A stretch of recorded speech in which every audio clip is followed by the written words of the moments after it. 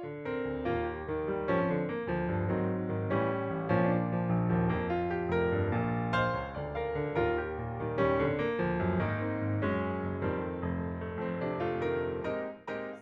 so many people are unemployed and they're sort of focused on this or even obsessed with that idea of getting a job no matter what.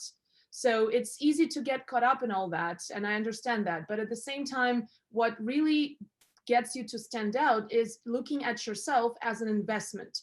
So not only thinking about, hey, what can I get out of this? How can I get what I want? The job that has, fits all of my criteria and hits my priorities. But what about the priorities of the companies these days? How can you bring what you know and what you've done in the past and help them figure out their challenges at this point? And so the main things is starting, just start slow. Connect. So maybe connect with 5 to 10 people a week, so you can build your connections. Profiles with connections of 500 or more typically have more activity. They're seen by far more other people that are on LinkedIn. So connect 5 to 10 people a week. Then you want to make sure that your profile is optimized for the role that you want. So if you want a marketing job, you need to be talking about marketing things. Your skills need to reflect the things that are important from a marketing standpoint.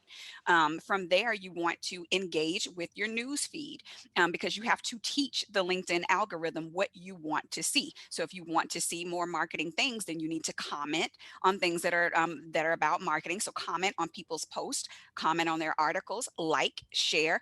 It has to be activity. Put your eggs in multiple baskets. Don't just apply to jobs, because when you do that, you are completely giving the power away and you're hoping they'll call you back. And hope is not a strategy. It doesn't work. But if you were to do that, and let's say you schedule 1 or 2 coffee mornings or coffee chats per day every week. So 5 coffee mornings minimum every week.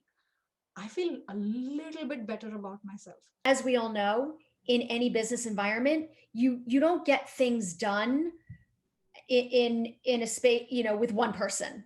It requires a lot of coordination, it requires a lot of communication, and it requires you to gain buy-in from other people, sometimes, and some of which might have a competing priority than your own.